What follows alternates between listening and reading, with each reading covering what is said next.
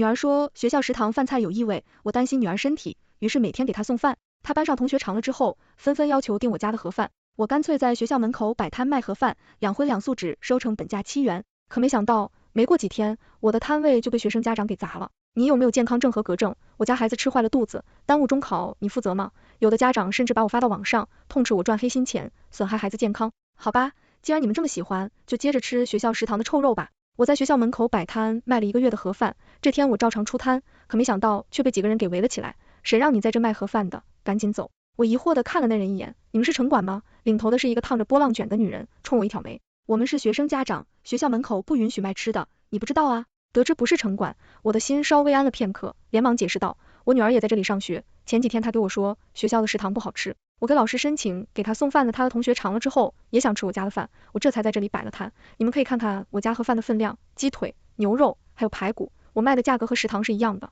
只要7块钱，真的不赚钱的，就是为了让孩子吃的好点。说着，我打开一份盒饭递给了那个女人，没想到女人看都不看，直接一巴掌把盒饭拍飞，不赚钱，你做慈善啊？糊弄鬼的，真把自己当成大善人了。谁知道你这些肉是不是僵尸肉，又或者是老鼠肉？你把这种东西卖给学生吃，好狠毒的心啊！就是你有没有健康证、卫生许可证，有没有营业执照？什么人都跑来学校摆摊了，真的是，我们家孩子从来都不吃路边摊的，脏的要死。这可是全市最好的私立学校，要是孩子吃了你的脏东西出了问题，耽误了中考，你能负得了责吗？旁边的家长你一言我一语，说的我头都是大的。我从车上拿出了各种证件，摆在家长面前，各位家长，我家就是开餐馆的，各种手续肯定是齐全的，而且这些食材都是我亲自去挑选的，绝对是好食材，我女儿也要吃呢，我怎么可能用不干净的东西？其实说到这个问题，我也想给大家说一句，我女儿和她班上的同学都说，学校的食堂分量又少又难吃，而且还特别嫌我家是开餐馆的，这里面的门道我很清楚，菜做的咸，很有可能是食材不新鲜。我建议我们大家一起去学校调查一下情况，看看食堂是不是真的有问题。没想到我话还没说完，领头的那个女人冲我骂骂咧咧，食堂怎么可能有问题？大家别听她胡说，我们难道不相信学校严格把关的食堂？要相信她一个摆摊卖盒饭的，我看你就是想趁机拔水搅浑，然后好做收渔利。就你这小餐馆能有多干净卫生？我看过好多新闻，那厨房都脏得不像样，还用地沟油浆吃肉，怎么敢和学校食堂比？你还好意思拿出来说呢？就是啊，你女儿吃什么和我们有什么关系？你女儿养的贱，我儿子可是金贵的很，学校是怎么审核的？怎么让你家这种条件的都混进去了？我儿子都被你女儿带坏了，都开始吃地摊了。听了家长这话，我的血压顿时上来了。你说我可以敢说我女儿？我冒火的眼睛瞪着那个家长，恶狠狠地说，有你这样的家长能教出什么样的孩子？你儿子金贵，怎么还和我女儿在一个学校？这么有能耐，你咋不上天呢？没想到那个家长听完，竟然冲上来揪住了我的头发，你再说一句试试。我也毫不客气，一把把他推倒在地，我还以为是什么豪门家族呢，就这点素质还敢动手，信不信我报警让你进去？你报警，我还报警呢，给我家孩子吃着乱七八糟的，你就是在变相杀人。几个家长情绪逐渐失控，争执中，领头的那个女的竟然一把把我的摊位给掀翻了，我看着满地的狼藉，写着往头上冲，刚准备冲上去和他理论，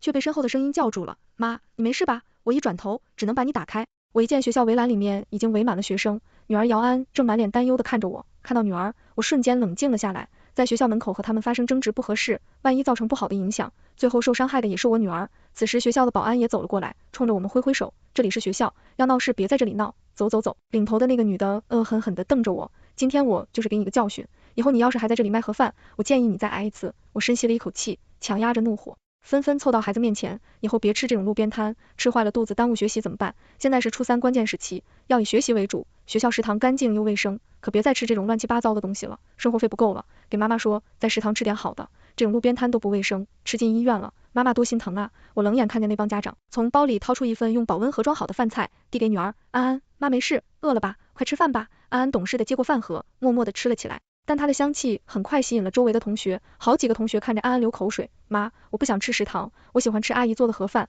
一个男生小心翼翼的开口，一旁很快传来了一阵尖利的声音，吃什么盒饭？妈送你来这么贵的学校，就是让你吃盒饭的，瞧你那没出息的样子，别和那帮穷酸的土老冒学，盒饭都是给工地干活的人吃的，你们食堂多好啊，品种又多，味道又好，主要是干净听话，钱不够了，妈再给你。我侧眼看过去，正是刚才说他儿子金贵的家长，男生撇了撇嘴说，不是钱的问题，主要是食堂真的不好吃啊，在哪学的挑食的毛病？我送你来学校是来学习的，又不是让你来大吃大喝的。来学校之前我们都是吃过你们食堂，哪有你说的那么难吃？这路边摊都用了不知道是什么东西，肯定放一大堆乱七八糟的调料，吃坏了身子怎么办？听话。男生听到家长的话，眼巴巴的看了我女儿2眼，不再说话了。女儿吃完了饭，把饭盒递给我，说，妈，我吃好了。我接过饭盒点点头，快回去休息吧。晚上我再来给你送饭。女儿眼眶含泪，悄声说，妈，要不算了吧，以后我还是吃食堂吧。我冲女儿笑了笑，摸了摸她的头，提高了声量，没事，以后妈就不摆摊了，只给你一个人送饭，你是妈妈的宝贝，肯定要让你吃好啊，怎么能让你受委屈呢？快回宿舍吧。说吧，我转身默默收拾好地上的狼藉，推着车准备回去。有几个家长看着我窃窃私语，他肯定是心里有鬼，要不然给他女儿的饭菜为啥单独装好？这人为了赚钱脸都不要了。我做的饭菜都是一锅出的，无非是给女儿单独用保温盒装的罢了。算了，我也懒得再和他们解释，以后就是求我也不会再来卖了。我拖着推车回到餐馆，老公姚一看到后满脸惊讶，怎么搞成这个样子？我把刚才发生的事情给姚一说了一遍，姚一气得要去找那些家长理论。我摆了摆手说，算了，安安还在那里上学呢，事情闹大了，对安安影响不好，以后我就给安安送饭就行了，正好也省心了。姚一塌了口气，哎，真是好心当成驴肝肺，这帮人也太没有分辨能力了。还好当时我们没有去学校反映情况，要不然我们孤军奋战，恐怕结果更糟糕。1个月前，女儿中过回家，满脸委屈的说学校食堂不好吃。我一开始还以为是她挑食，可她接下来的话却令我感到震惊，学校红烧肉都臭了，我闻着那个味道都想吐，根本吃不下去。女儿之前最喜欢吃的就是红烧肉，连红烧肉她都吃不下去，可见学校食堂确实有问题。我急忙在家长群中反映情况，可还没等老师回复，有几个家长先跳了出来，学校食堂都是经过安全检查的，怎么可能有问题？肯定是你的孩子太挑食了，我家孩子咋没说过这事？就是大周末的还要拿这样的小事麻烦老师，真无语。看到这些家长的回复，我也一时摸不清头脑，难道真的是我家安太挑食了？没会，班主任老师在群里回，姚安家长反映的情况我已收到，会向学校转达。接着底下就是一连串的老师辛苦了，我不由得皮皮嘴，有些家长毫无底线的讨好老师，上次还有人建议集资给老师买辆车，简直令人作污。不过既然其他家长都没有任何意见，我也不好再多说什么。于是私信班主任老师，老师，我可以申请给孩子带饭吃吗？班主任回复，严格意义上来说是不可以的，不过我有理解家长您的担忧，这样吧，明天你来学校签一个免责声明，证明如果孩子吃坏了，身体和学校无关，就可以带饭。看老师这么说，我也松了一口气，没想到我给女儿送了几天饭之后，她的同学竟然也纷纷围了上来，提出想吃我家的盒饭。我疑惑的问，你们食堂真的那么难吃吗？同学们连点点头，是的。特别难吃，那个肉做的超级咸，就跟盐表浅一样，根本吃不下。我不由得皱起了眉头，开餐馆的都知道，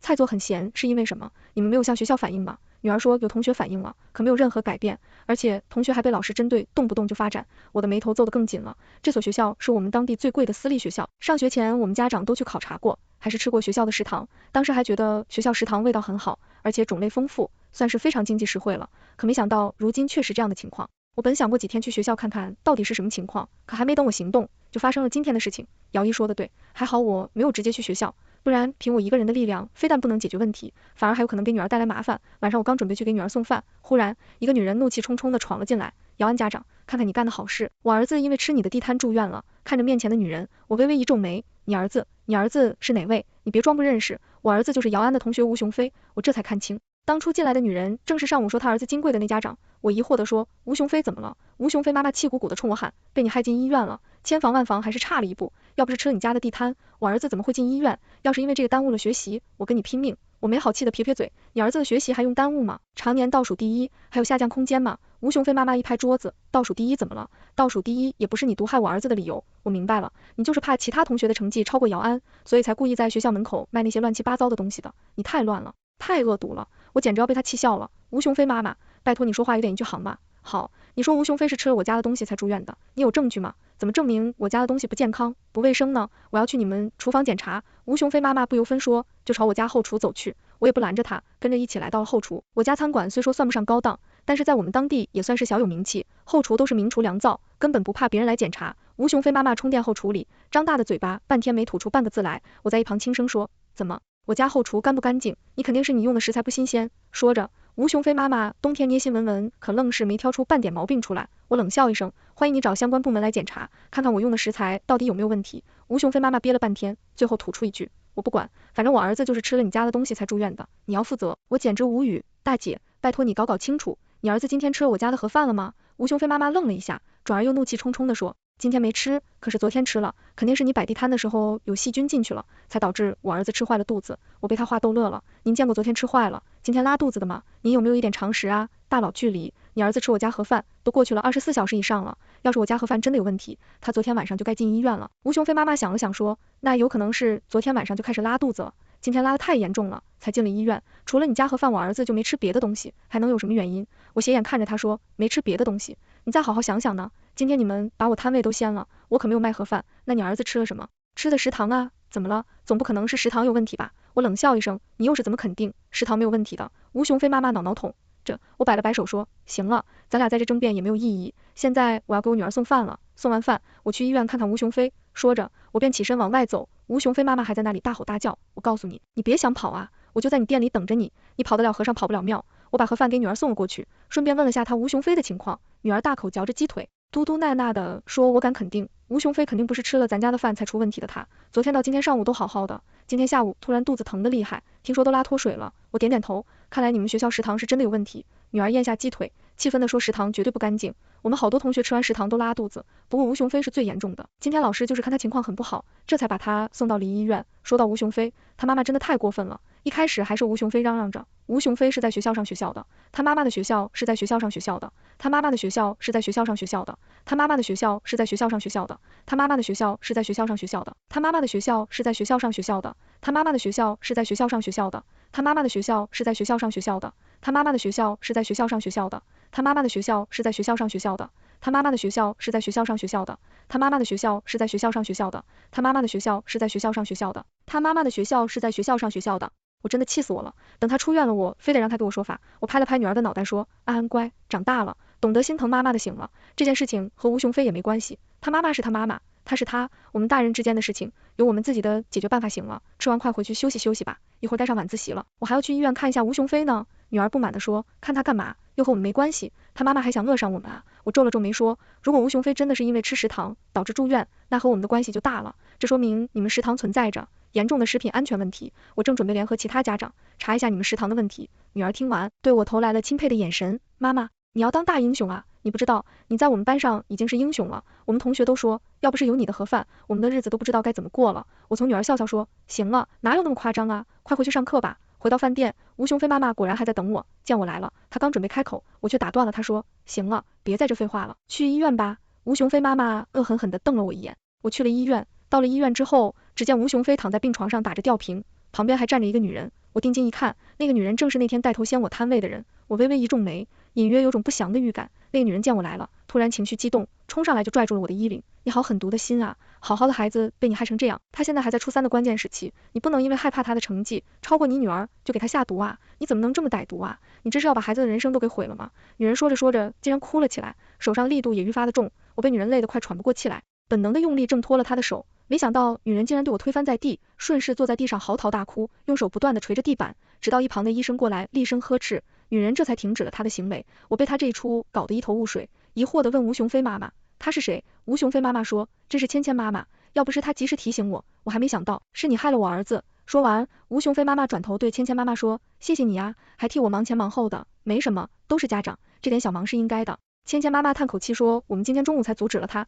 没想到还是晚了一步，听他这么说我更加疑惑了。芊芊妈妈，我怎么不知道班上有个叫芊芊的学生？再说了，吴雄飞住院了，和你有什么关系？芊芊妈妈瞪了我一眼，说我女儿是隔壁班的，她也吃过你家的盒饭。我听说雄飞住院了，心里一阵后怕呀，要不是今天我们阻止了你以后，躺在病床上的就是我家芊芊了。我印象中是我家盒饭的基本上都是我女儿班上的同学，不过应该偶尔也会有其他学生过来买，人数太多了，我也不可能都认全。吴雄飞妈妈被芊芊妈妈吊的火气也上来了，转头冲我说，看看你干的好事，我儿子都躺在床上了，你还有什么话说？我目光仍然紧紧盯着芊芊妈妈，她被我看得有些别扭，转过头看向吴雄飞，妈，行了，这和人家瑶瑶妈妈没关系，你别冤枉好人了。07我还没来得及解释，病床上吴雄飞反而虚弱的开口，他妈妈怒气冲冲的说，怎么没关系？我一直告诉你，别吃路边摊，别吃路边摊，你就是不听，从小到大你吃的东西，妈妈都是精挑细选的。你的胃被养得惊喜得很，根本吃不了一点脏东西。这次要不是你吃了他的路边摊，怎么可能住院？吴雄飞虚弱地说，妈，我都说了，不是因为吃阿姨的饭才住院的，是因为学校的食堂怎么会有问题？食堂的食材都是经过学校老师层层把关的，而且每天还要留样备查，根本不可能出问题的。芊芊妈妈抢先开口，吴雄飞妈妈也顺着说，就是啊，之前送你来上学的时候我们都考察过了，你们学校的时候很干净的，不可能有什么问题。听到芊芊妈妈这么说，我心中顺势有一丝疑惑。他这么维护食堂，又拼命的往我身上泼脏水，难不成他和食堂有什么关系？不过目前没有证据，我还是不能贸然出击。吴雄飞妈妈转头又冲我说，瑶安妈妈，你说吧，这事该怎么办？你想怎么办？赔钱啊？怎么可能赔钱这么简单就算了？你这已经涉嫌危害公共安全了，你必须承担法律责任。又是这个芊芊妈妈抢先开口，吴雄飞妈妈也来了劲，对，谁要那2个臭钱？你耽误了我儿子成绩，那是钱可以解决的吗？我无奈的摇摇头，你们现在有证据证明这件事和我有关系吗？他俩互相对视了一眼，钱钱妈妈一样怪气的说，那你能证明你和这件事没关系吗？我被他气笑了，叹了口气说，哎，要不你去补一下法律常识吧，你知道什么叫无罪推定吗？我没有证明自己与此事无关的义务，如果你们要我承担责任，就拿出过硬的证据来，不然这件事就和我没半毛钱关系。说着，我转头又对吴雄飞妈妈说，另外我多说一句，在无菌环境中长大的孩子更容易生病，吴雄飞这次会住院，和你平时培养的所谓的生活习惯是有一定关系的，你不可能一辈子让他活在无菌罩里，适当的粗养，对孩子来说不见得是一件坏事。说完，我看向吴雄飞，他对我挤出一丝微笑，阿姨，你别听我妈瞎说，她就是看我住院太着急了，你做的盒饭很好吃，而且我相信绝对是干净卫生的，你放心，我不会让我妈找你麻烦的。我也对她还了一个微笑，谢谢你，祝你早日出院，好好学习。说完，我对吴雄飞妈妈说，没什么事，那我就先走了。吴雄飞妈妈被我说的一愣一愣的，还没等她反应过来，芊芊妈妈率先开口，不能让她这么走了。说着，芊芊妈妈一把拽住我的胳膊，我忍了她半天了，被她这幽闷一弄，顿时火冒三丈。你有什么资格不让我走？我告诉你，你的身份我现在都有所怀疑，你到底是不是学生家长？这件事情和我有什么关系？你要是再拱火，别怪我对你不客气。没想到芊芊妈妈反而把脸往我身上凑，怎么，你还想打人不成？今天我们砸了你的摊位，你想报复我们是不是？来呀，我还会怕你不成？我一把她推开，厌恶地说，我不想和你们这群无奈讲道理，我还是那句话，有本事就去告我，没有任何证据，你们凭什么污蔑我的清白？说吧，我不再理会这帮人的无理取闹，转身离开了医院。第二天早上，我被一阵急凑的电话铃声吵醒了，竟然是女儿打过来的。我以为她出了什么事，急忙接了电话，没想到女儿在电话那头快急哭了，妈，你快看看，我给你发视频吧，有人把你挂在网上了。我打开视频一看，整个人顿时傻了眼，视频的标题是为让孩子成绩进步，家长故意下毒，导致多人住院，然后配的是我在学校卖盒饭，摊位被学生家长围攻，以及在医院里芊芊妈妈痛哭流涕的视频，甚至还把我在医院的视频恶意剪辑，只保留了这件事和我有什么关系？别怪我对你不客气，有本事就去告我，这样有争议的话，视频在网上爆火，底下的评论区好几百条都是骂我的话，这家长也太恶毒了吧，为了自己孩子成绩进步，就去毒害别人家的孩子，人渣，何止呢，他卖盒饭还赚钱，简直脸都不要了。看他被毒害的学生家长哭得多惨，哎，花那么多精力培养一个孩子，关键时期就这么被耽误了，太可惜了，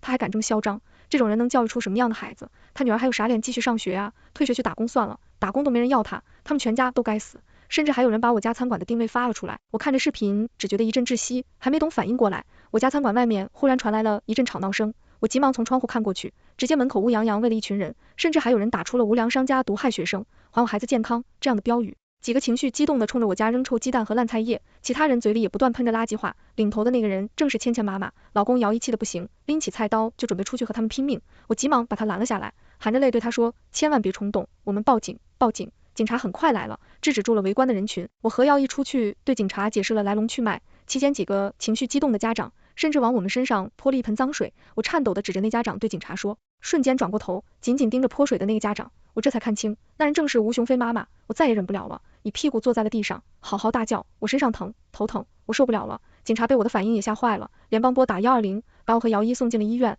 一起来的还有吴雄飞妈妈。经过一番检查，医生说我没有什么大碍，就是受到了精神刺激，导致神经衰弱。吴雄飞妈妈此时也变个脸色，对警察不断解释，我是气不过他下毒害我小孩，我这才往他身上泼水的，那水里真的什么都没有，就是普通的自来水，我这没有犯罪吧？警察瞪着他说，你就庆幸别人检查没有发现问题，要不然你的事情就大了，即使是这样，你也构成了寻衅滋事啊，那我不会被抓进去吧？警察皱了皱眉说，那得看别人是否同意调解了，现在知道害怕了，早干嘛了？当着我们的面还敢对别人动手，胆子也太大了吧？我浑身颤抖着，对警察说，什么都别说了，我不同意调解，坚决不同意。没想到吴雄飞妈妈竟然暴起，怒骂道，你还不同意调解？你把我孩子害成那样，我没有找你麻烦就算了，你有什么脸不同意调解的？你要是不同意，信不信我去起诉你？我冷眼看着他说，你去，我等着你起诉我。另外，我也告诉你，造谣诽谤同样也是犯罪。说完，我转头对警察说，警察同志，我要报警，有人恶意剪辑视频，造谣诽谤，吴雄飞妈妈因为寻衅滋事被行政拘留10天。整个上午，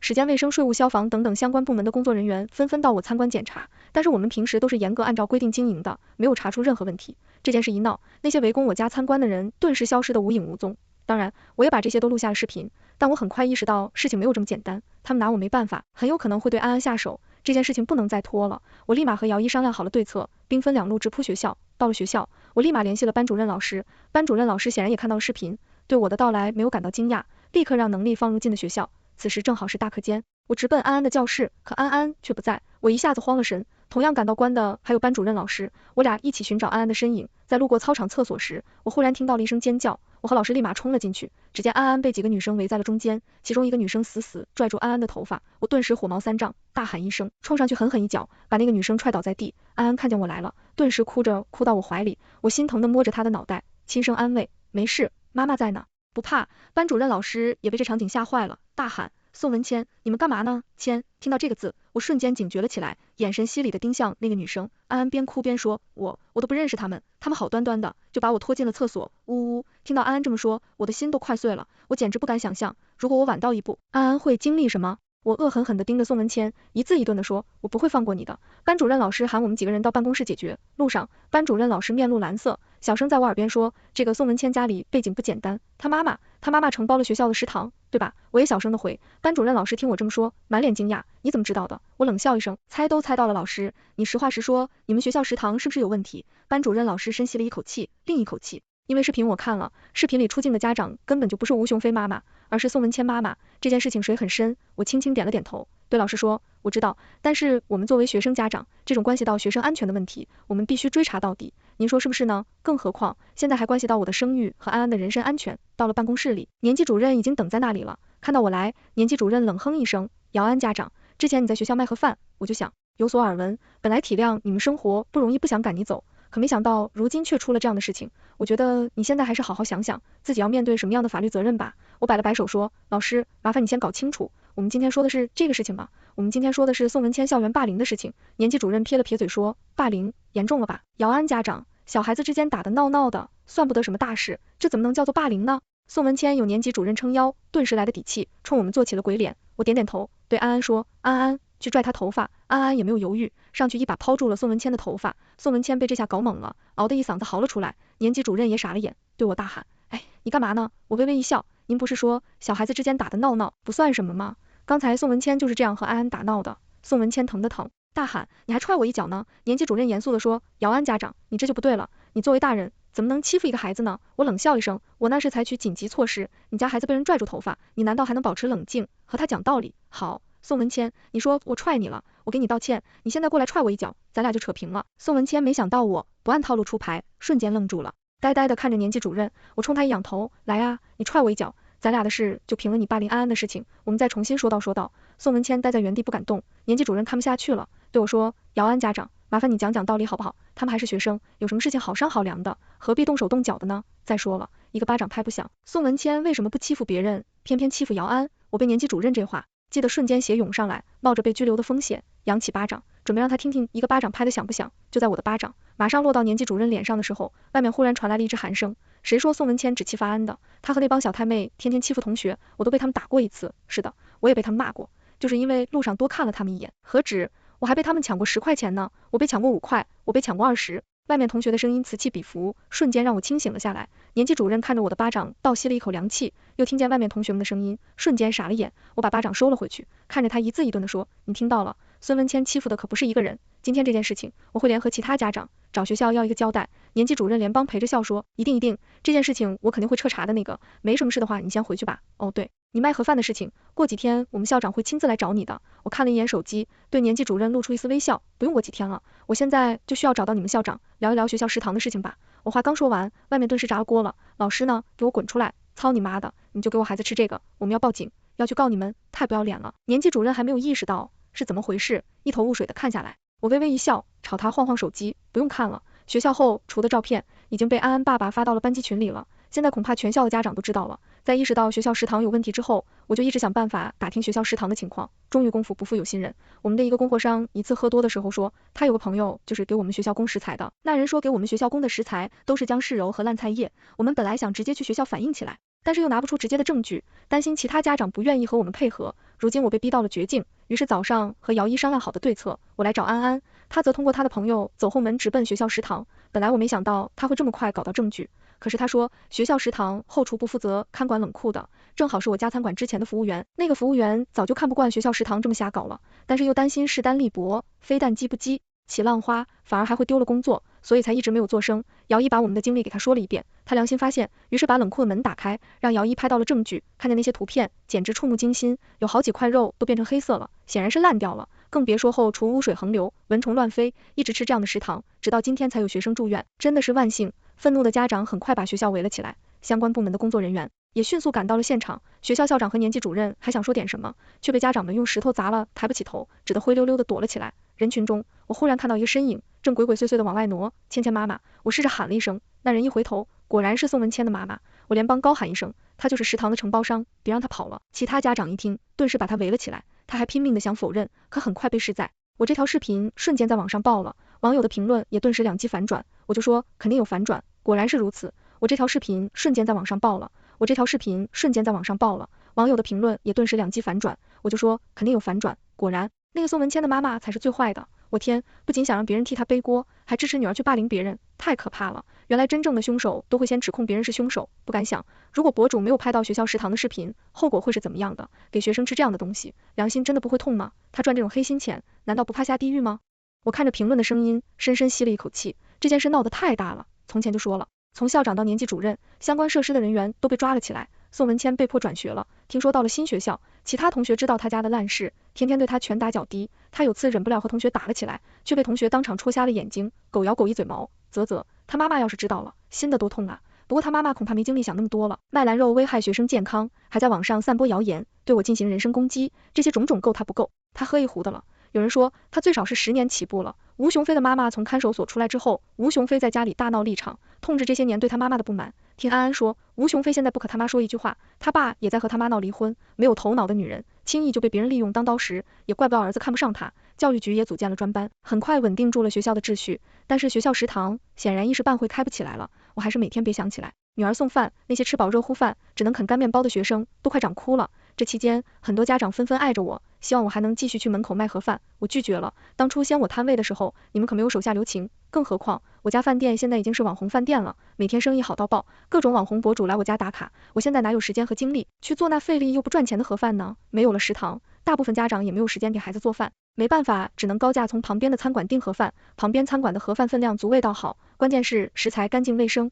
唯一的缺点就是价格贵。到最后，家长们因为不信任学校，干脆不让学校办食堂了，而是每天都订旁边餐馆的饭。只不过他们不知道的是，旁边的餐馆也是我家的，之前我的盒饭就是在这里做的，那是我弟弟开的餐馆，之前因为选址不好，生意一直很冷淡，没想到他到这一出之后，反而让他起死回生了。不过我弟也有点担心，姐，以前你一份盒饭卖7块，现在我卖25，别人会不会说我卖的太贵了呀？我拍了拍他肩膀，笑着说，放心吧，7块钱的盒饭他们担心不干净，25的盒饭他们反而放心了，尤其是现在，他们对学校的食堂是风声鹤唳，草木皆兵，你只要保证食材干净，口味丰富，比如说25你卖50，他们也会硬着头皮买的。就这，他们还得谢谢咱呢。